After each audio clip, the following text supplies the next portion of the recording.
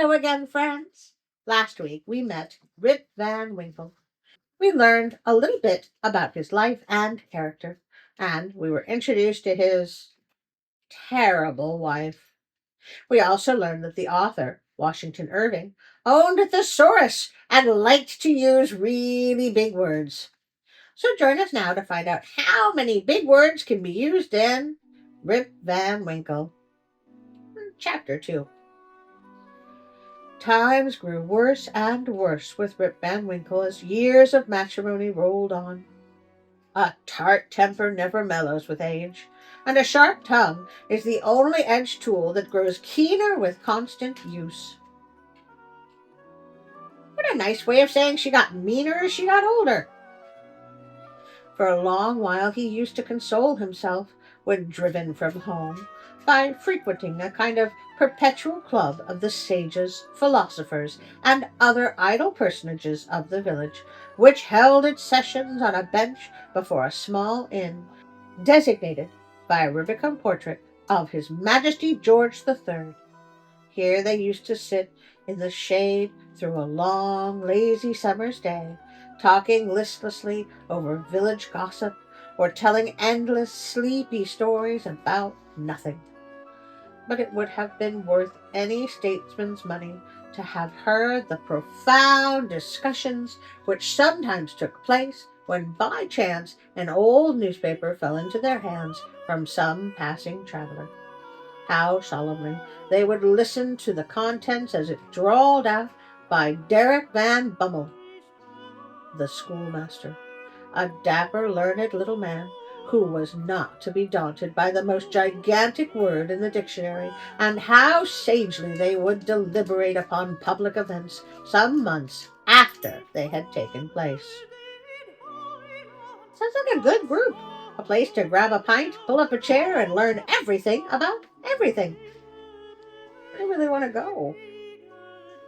The opinions of this junto were completely controlled by Nicholas Venner, a patriarch of the village and landlord of the inn, at the door of which he took his seat from morning till night, just moving sufficiently to avoid the sun and keep in the shade of a large tree, so that the neighbors could tell the hour by his movements as accurately as by a sundial. It is true he was rarely heard to speak, but smoked his pipe incessantly. His adherents, however, for every great man has his adherents, perfectly understood him and knew how to gather his opinions.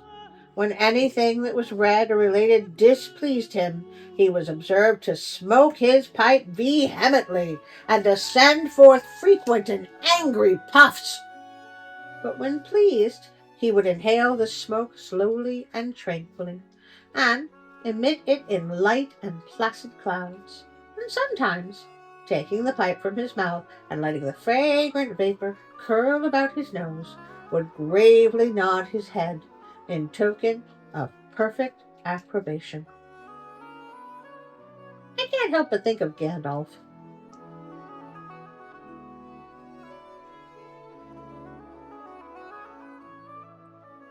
From even this stronghold the unlucky Rip was at length routed by his termagant wife.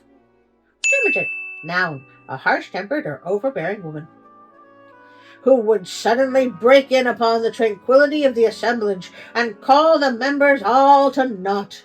Nor was that august personage, Nicholas Venner himself, sacred from the daring tongue of this terrible Viargro, who charged him outright with encouraging her husband in habits of idleness. All I can see now is a bunch of chickens scattering.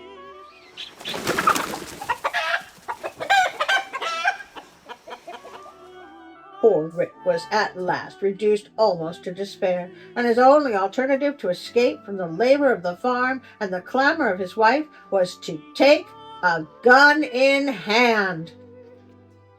Well, that took an unexpected turn.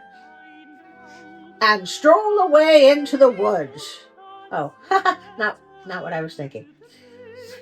Here he would sometimes seat himself at the foot of a tree and share the contents of his wallet with Wolf, with whom he sympathized, as a fellow sufferer in persecution. "Poor wolf," he would say, "thy mistress leads thee a dog's life of it. But never mind, my lad. Whilst I live, thou shalt never want a friend to stand by thee." Wolf would wag his tail, look wistfully in his master's face, and if dogs can feel pity, I verily believe he reciprocated the sentiment with all his heart. Yea, verily, yea. In a long ramble of the kind, on a fine autumn day, Rip had unconsciously scrambled to one of the highest parts of the Catskill Mountains. He was after his favorite sport of squirrel shooting, and the still solitudes had echoed and re-echoed with the reports of his gun. Panting and fatigued, he threw himself late in the afternoon on a green knoll, covered with mountain herbage, that crowned the brow of the precipice. From an opening between the trees, he could overlook all the lower country for many a mile of rich woodland.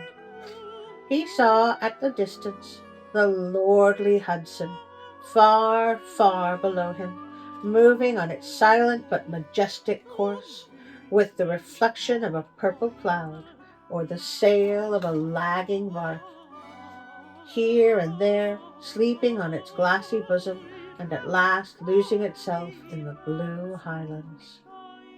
On the other side, he looked down into a deep mountain glen, wild, lonely, and shagged, the bottom filled with fragments from the impending cliffs and scarcely lighted by the reflected rays of the setting sun. Please, don't mind me. For some time Rip lay musing on this scene. Evening was gradually advancing. The mountains began to throw their long blue shadows over the valleys. He saw that it would be dark long before he could reach the village, and he heaved a heavy sigh when he thought of encountering the terrors of Dame Van Winkle. As he was about to descend, he heard a voice from a distance, hallooing, "Rip Van Winkle! Rip Van Winkle!" He looked around, but he could see nothing but a crow winging its solitary flight across the mountain. His thought, his fancy, must have deceived him, and turned again to descend, when he heard the same cry ring through the still evening air. "Rip Van Winkle! Rip Van Winkle!" At the same time, Wolf bristled up his back, and giving a low growl, skulked to his master's side, looking fearfully down into the glen. Rip now felt a vague apprehension stealing over him. He looked anxiously in the same direction, and perceived a strange figure slowly toiling up the rocks and bending under the weight of something he carried on his back.